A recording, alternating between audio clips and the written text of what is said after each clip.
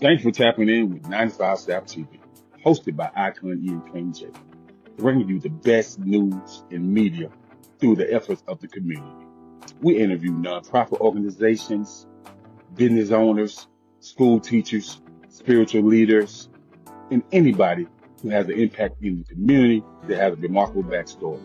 These professionals that we bring on this show has a story that will wow you, that will knock your socks off. And with that being said, we want you to tune in, keep it locked. We want you to like, share, follow, and subscribe. Be a dedicated listener. Come in, and if you require to do an interview, you can definitely reach out to us at 95southpodcast@gmail.com. Thank you for your ongoing support. Your support is needed. It's appreciated. Tune in every Saturday. What's going on? What's going on? It's your boy Ikone, and we on 95 South TV once again. First and foremost, I want to thank God for this opportunity to be able to come on this great platform, to be able to do great things.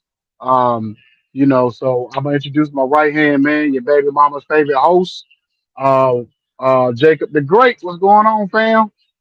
Hey man, happy Sunday, everybody, man. Glad to be in the land of the living, and just want to, get into this great interview today. Yes, sir. Yes, sir. So we're supposed to have Taylor on here today, but she's been having some technical difficulties. So maybe she can get on here in a minute. But we're gonna have to keep this thing moving for right now. So today I met this young man down in the Alabama Music Awards last week. Shout out to Zeus. Great platform for artists and entertainers and people of this. What this young man is coming on here to do today, and that's to talk about his campaign he's running in Birmingham, Alabama. So basically, I want to have him have an opportunity to come on here and discuss what he has going on. I'm gonna let him introduce. His name is Brandon Parnell, but I'm gonna let him discuss what he has going on. How you doing, sir? I'm good. How about y'all?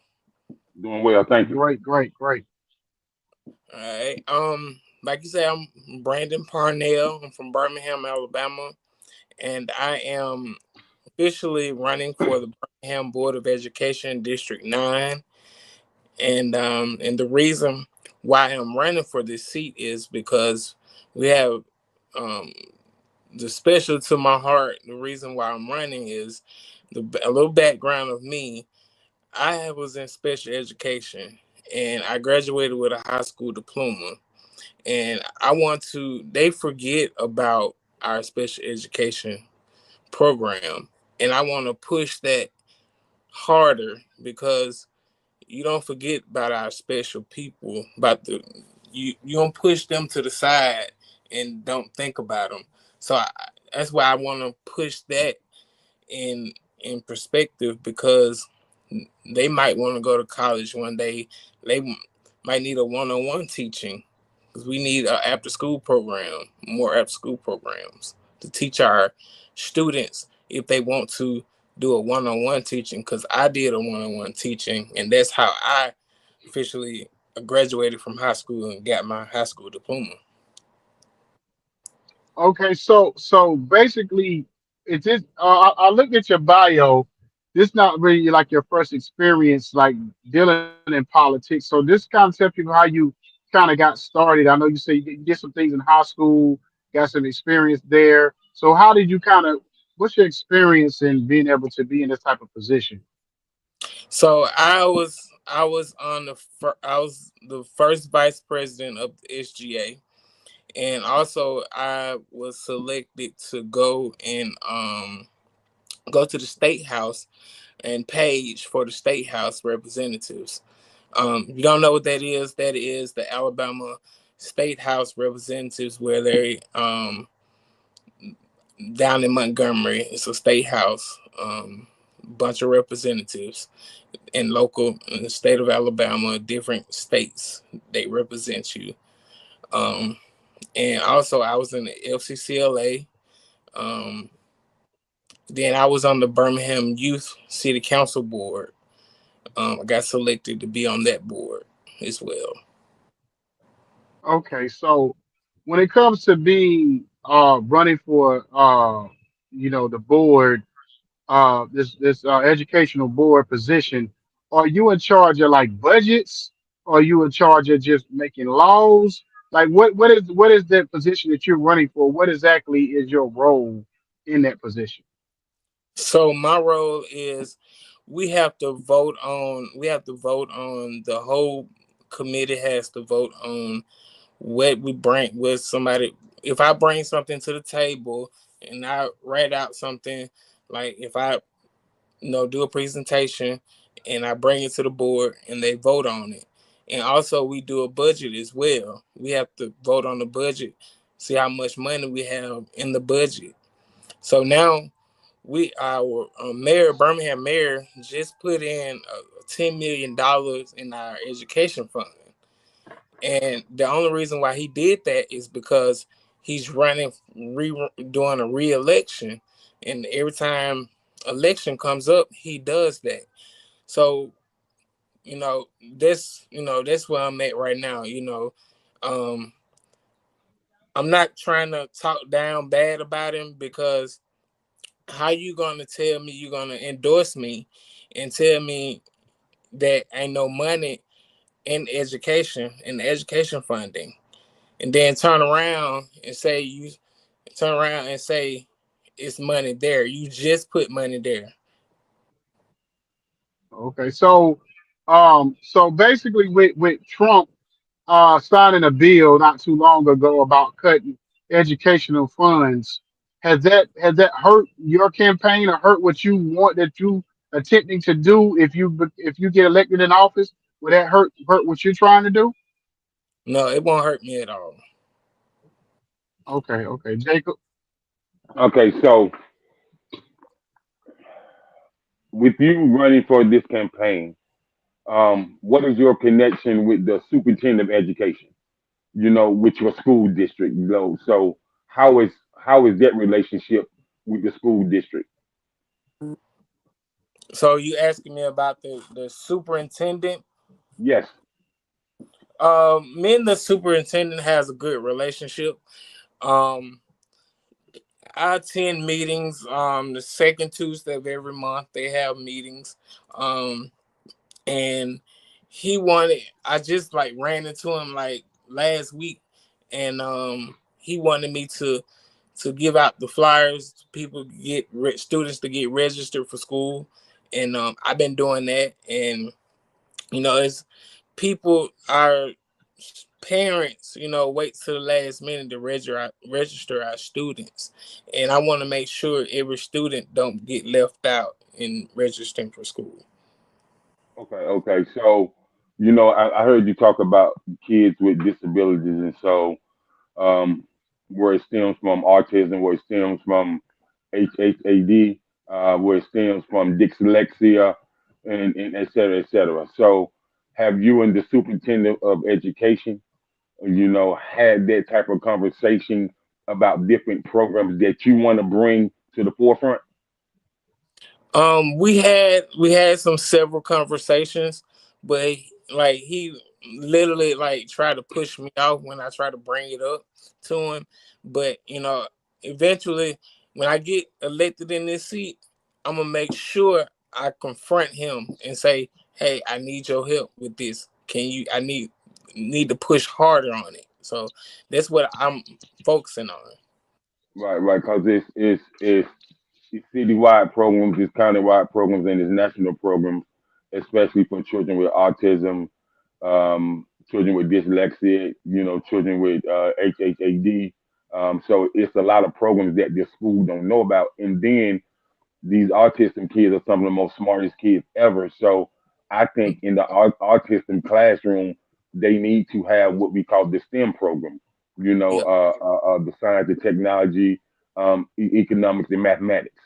And so I just really think that the school system has failed kids with disabilities because there's so many other programs that you see like up north with the Mhm. STEM programs. Almost every classroom of autism kids are learning how to do the STEM program now. Because the thing about autism kids is they're really smart. You know what I'm saying? And they're really smart in a way that a lot of teachers don't understand how to teach them. They don't Yep. understand how could a child be artistic and get it. You know what I mean? Like I can tell you, my nephew is autistic, and they asked his dad, could he go into the regular classroom? Of course, my brother said no, but some of these kids make so high on the IQ test to it's unreal. And so, what type of programs do you want to bring to the forefront when it comes to, kids with disabilities? So I want to do like no, now in Alabama, state of Alabama, they have a vocational rehab. They have a vocational program. They send them to if they have a learning disability, they send them to voc rehab. And what I want to do, I don't want to send them to voc rehab. I want to create a program in the school system to get them more active. Some create some more teachers, get some more teachers involved in this program. Teach them, skills that they don't know about. Teach them, you know, the outside, how to work, you know, learn different kind of stuff on the, before they go on the outside. Because these people out here these days, they'll put you, tear you down. That's what I want to do. Create programs where they can learn more, instead of, throwing them out on the street like it ain't, they don't care. They really don't care right now at this moment. So Okay, so now when you say vocational rehab, are we talking about they're sending them to literature class, to speech therapy? Like, what type of vocational rehab are we talking about? it's like a like work training. They Hmm. send them to work training to get like a staffing. You get a staffing. They You get paid a certain amount of money. Like if you like when I was doing that years ago. You stuff envelopes. How many? Depending on how many envelopes you stuff, you get that amount of money. Okay, So so we're it's not like a talking about a vocational rehab where they learning like barbering, home improvement, where they they learning. be a barber, like engineer, construction, Okay, different types of stuff. okay. And from stemming from that program, is that program limited? As far as people instructors teaching the program, or Yeah, are they just not? Okay, you have instructors also. Then also you have case managers as well. They they send you out for interviews. Then, as a matter of fact, they take you to your interview and they actually sit there in your interview with you. And I don't like that because you're supposed to train that person, train your consumer how to go on an interview properly. And I want that. I want to train them. I want the teachers to train them how to go on interviews the proper way and how to access their interview. okay. So with that being said, this is in the high school system that you're talking about, correct?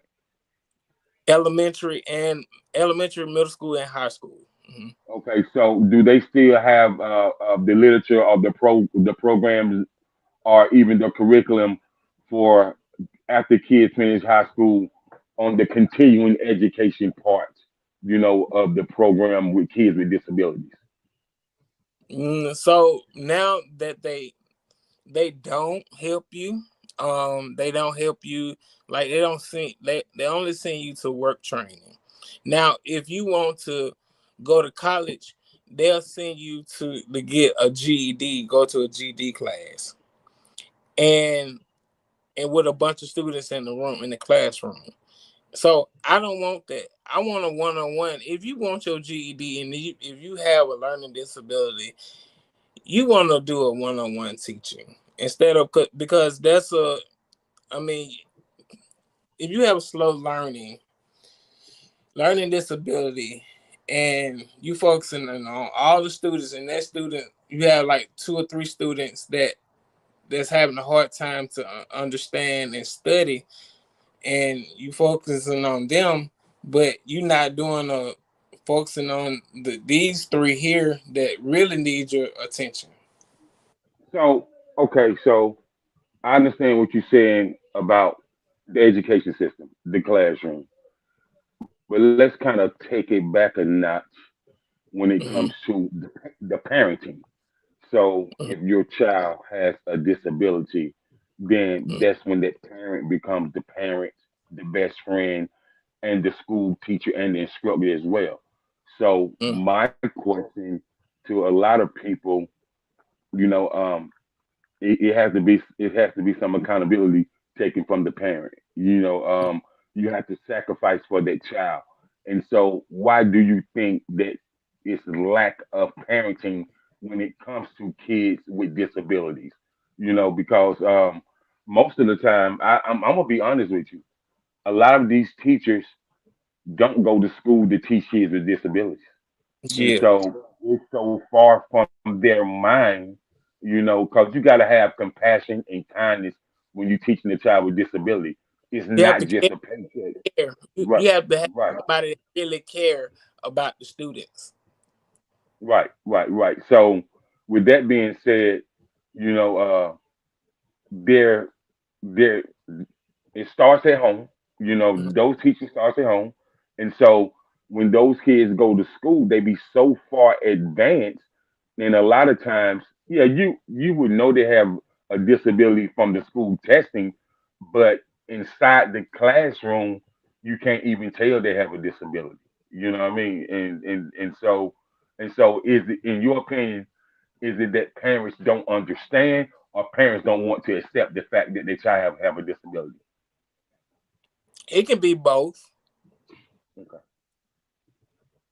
because some of our parents, like some of our parents work, like they work and they have to work overnight, and they don't have that time, like physically time to do study with them, and that's why I said, we're gonna have to do a one-on-one. Have to do a one-on-one teaching with them because our parents, some of our parents work and do an after-school care program with them.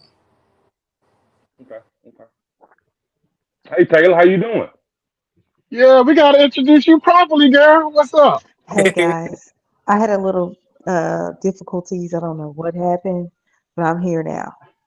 Well, it's all good. So basically, for everybody out there, this is my newfound cousin. I found out she was my cousin about 2 years ago now, but she's been Hmm. on 95 South Network doing her thing for a minute, and so I officially wanted to bring her on our platform on our show to be our third co-host. So this is her first episode. So everybody out there in the world, when you see this, you know what I'm saying? Just welcome Taylor Thomas to our show. You know what I mean? Whoop, whoop, So whoop, whoop, whoop. yeah, so you can jump in. You got any questions for this young man? Um, so I've been coming across a lot of educators lately, um, and I don't have many questions, but I will say that you're doing great work and want to put that support out there for people that's having, dyslexia issues or whatever the case may be, because things like that, people dust that off. And so it didn't cost, it don't cost you nothing to be a supportive people. So I think that just doing what you're doing now and moving forward, you're doing it with good intentions. So moving forward, just keep those good intentions because you'll see the better end of it. Hmm. So I really didn't have so many questions, but I will say that though, because I think that anybody who wants to put effort in doing that to help other people, it's great work. It's great work. So I just say my hats off to you on that. Thank you. Mhm. So I'm gonna say this. So So you're running for a board of education for the District 9 of Birmingham, Alabama. So what for at the same but at the same time, I know you're focusing on the special needs students and all of that, but what also is issues that you're looking at on kids that come from, other problems or issues that may have arisen for the regular kids, for the other kids. So what are some of those issues? So we have.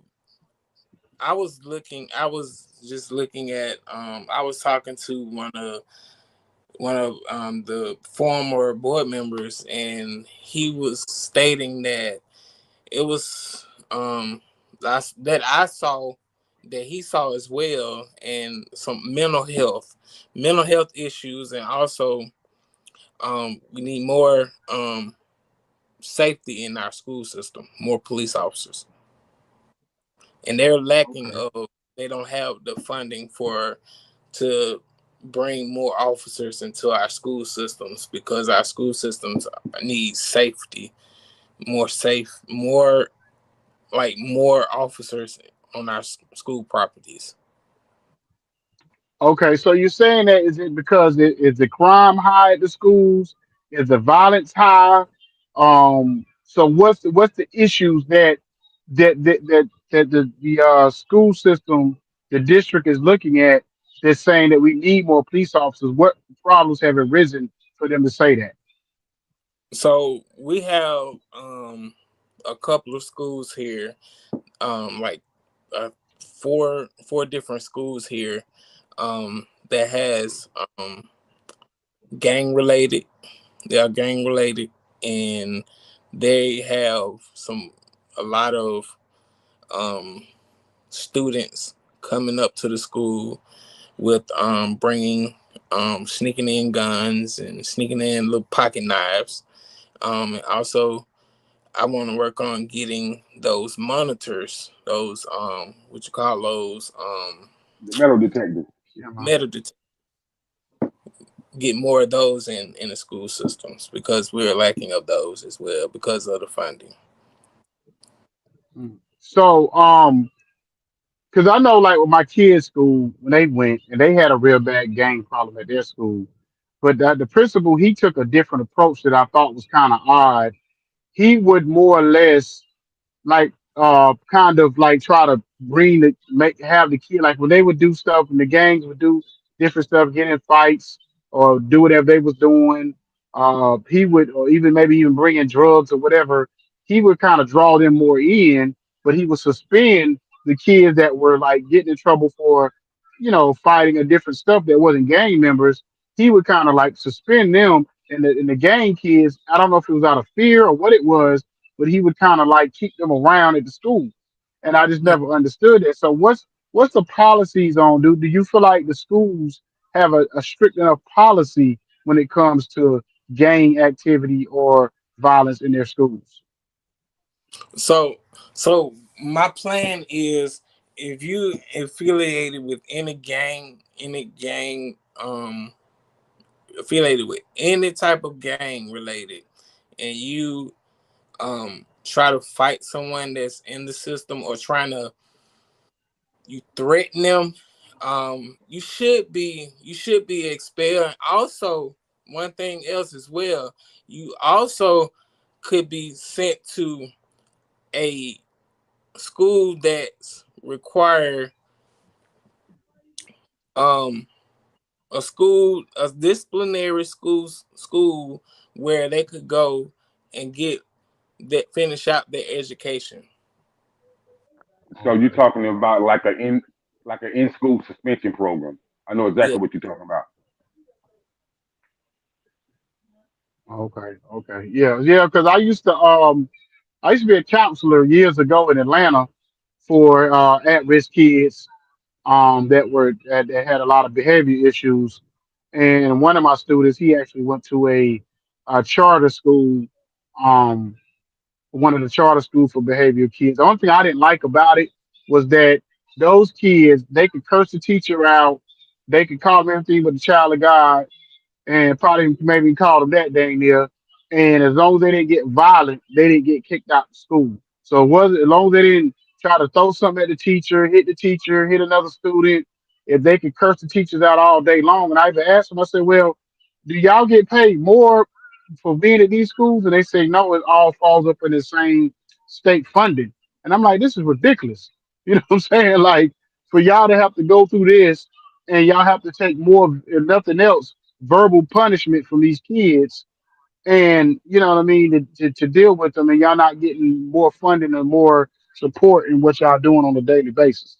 Mm-hmm. So so the so I also would look at that. Also, I also look at that too. So when it comes to um you say, because you said that basically the money for the education is not going to hurt the schools or whatever. Do you look, or have you looked into the budget as far as like getting like the teachers, what's the pay like for the teachers, or the teachers getting frustrated even with their pay out there? So I'm gonna tell you this. So a lot of people like ask me questions, the same question you just asked me. So I had to find out the hard way. So the state deals with the teacher pay. Mhm. So that's like I don't know what the teachers make, but the state deals with it. Okay, so that would be over your pay grade basically Yes. to deal with that part. Okay, You know what's okay. crazy is that Hmm. not really knowing out there, but being here in Texas, um, they had maybe a month ago raised the pay for all teachers. Just like a month before that, they raised it for the cops because the cops was like, I'm tired. Like, you need to give us some more money for what's going on here. See, You know what I'm saying? that's what the problem is because a lot of officers walk off because they're not getting paid enough. Yeah. And so, but you know what that did for here though? It opened up more jobs. So now, I'm just saying, now they have so many jobs available. You know, they have the teachers they have, but some of them done walked off. Now you got these other people that's not certified, and they're gonna let them come in. Hmm. Okay, so hold on, I'm confused. So you saying they got more money, but they still walked off? Yeah. So the ones who walked off before the money got Oh, up. okay, got you, got You you, see what got I'm you, got you, saying? got you. Yeah, No, yeah, so yeah, the yeah, yeah. ones who walked off before, you know what I'm saying? If they would have stayed, they would have got that everybody got that That pay up. bump. Yeah. Hmm. And so now they taking more people, and they got more positions open, and they got more positions open for people who not certified. Wow. Mm. Wow. Well, you know what? That kind of what happened in Atlanta, in the Georgia area, because I remember I was going to school for criminal justice, and basically I was probably my last semester in school, and they was coming to us basically saying anybody want to. It was some, I forgot what it was, like one of small little towns in Georgia. And they was like, anybody want to be, I think it was like LaGrange or somewhere. And they're like, anybody want to be a police officer, all you had to do is go fill out the application. We didn't have to go to no academy or nothing. They were just gonna let us just go to that city and fill out the application, do the background check, and we were gonna be a police officer like the next week or whatever, next few weeks. And I was just like, that's crazy. You know what I'm saying? But That's that's how bad, crazy. so that's how bad it has gotten when it comes to the education and with the police system or whatever. Because we, like you said, we're getting uneducated, not necessarily uneducated, but not teachers is not certified, so they have to lower their standards just to get teachers in. So it's like, oh, they get more money, but the teachers that left, but it was a wake up call because it's like, okay, now do you go back and try to get those teachers back that's certified and pay them more money than you already was giving out? That's You what know what they I'm do. saying? So that's what, say that now. Say that Right. now. That's what they do. They pay more. They pay more if the teachers are certified. Yeah, but I'm just saying, would you go back and get the teachers that left and say, listen, I know when you left you was making 40,000, but if you come back, we'll give you 50,000. You know what I'm saying? So because that's probably what's going to have to happen in order for, especially those teachers that really want to be teachers. they're going to have to maybe double back and go get those teachers that left, especially if they realize. Because the thing about it, what we all know is, it's what they call it is standardized testing. It's things that a school itself has to have a percentage of their kids graduate or pass each year in order for the principal to keep his job, the vice principal, the teachers, all that has to be in standard for them to keep their jobs. You know what I'm Mm. saying? Yeah. So Jacob, you got any questions? I do. I do. And You do. and listen here, man. These next couple things I'm about to say, they don't come up at school board meetings. And if you're gonna be on the front line, you definitely got to fight for this. Listen, man, the bullying is outrageous in the school That's system, it. I was looking for and bullying and because and that's one of my third ones. Bullying because a lot of people be bullying. A lot of our kids be bullying each other, and I want to create a program with that as well. and Man, I'm glad. not just on the bullying when it comes to in the school system, but when they leave the school, these kids do the cyberbullying on the internet so bad, man. So man, a lot of these kids have committed suicide, and the parents didn't understand why. You know what I mean? And then in the high school, the teen domestic violence is through the roof. It's increased 30% in the last 4 years. You know what I mean? And you can't sit here and tell me that like it's it's public, and these teachers don't know what to do because a lot of them are scared. You know what I mean?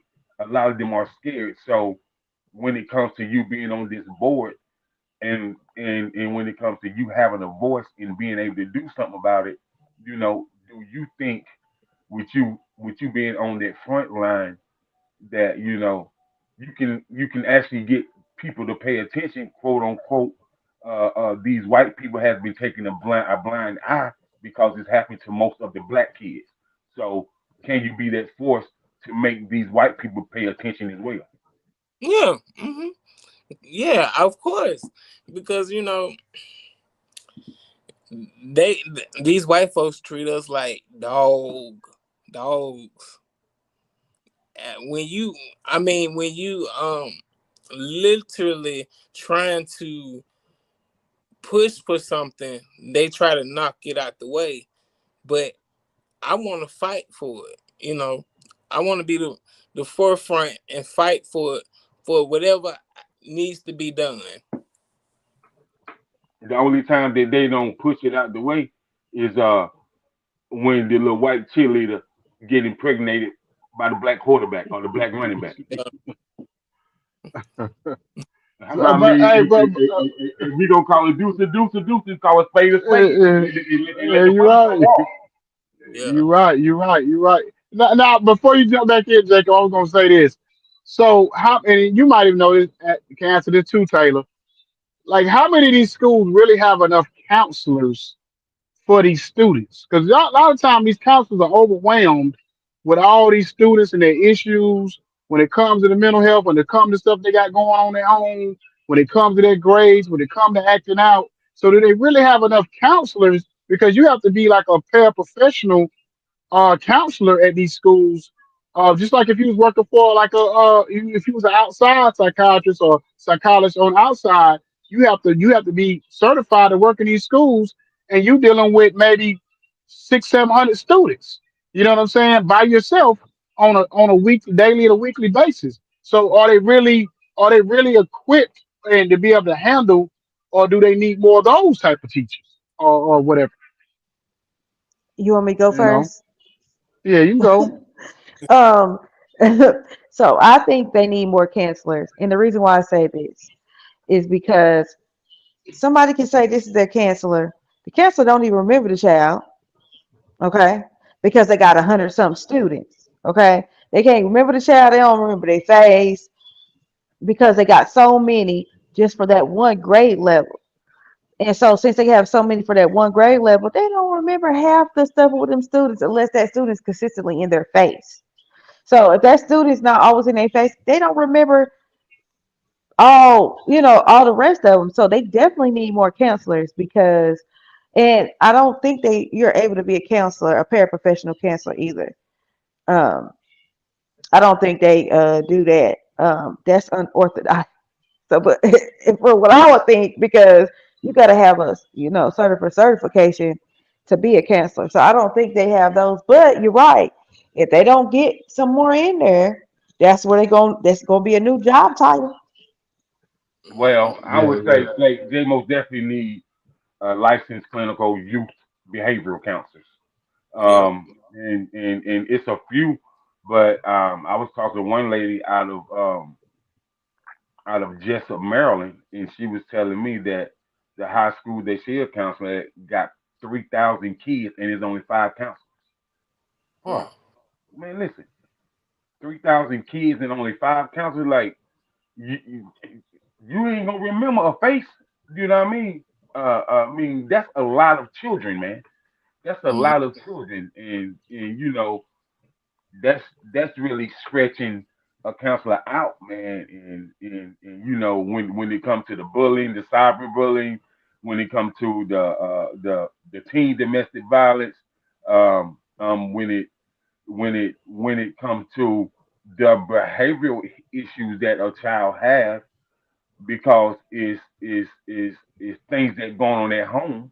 You know what I mean? So a lot of times, a child don't even know how to explain it. They just act out. You know what I mean? And so, how do you get these children to open up when their parents ain't took the time to really see what's the matter, or to get them to open up? So I'm supposed to tell you what's wrong with me, and you're a total stranger. Like Mhm. it's just not that easy. You know what I mean? So I don't know. What you think about that? Yeah, I mean that I think that and that's what I was gonna say earlier too, was that I think a lot of time when he was saying that about parents being, I mean, the teachers being scared, I think it also comes down to the teachers and the counselors or whatever not really understanding, because we had an all-time high when it comes to mental health. And so everybody's mental health, you could trigger something in a kid that could cause them to go over the deep end, or it could bring them back. You sometimes you just don't know. You know what I'm saying? And if you're not really understanding what's really going on with that kid and really understand that kid on a personal level, it's hard to really gauge what to say. Understand if you're always saying the right thing. You can use your training, but is that training always going to work on that child? You know what I'm saying?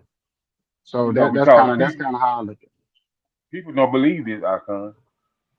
A person's training that's not on the level of understanding the mental capacity of the youth, that training can cause more trauma. Hmm. Hmm. Yep. And people don't even look at it like that, man. And then that raises the question.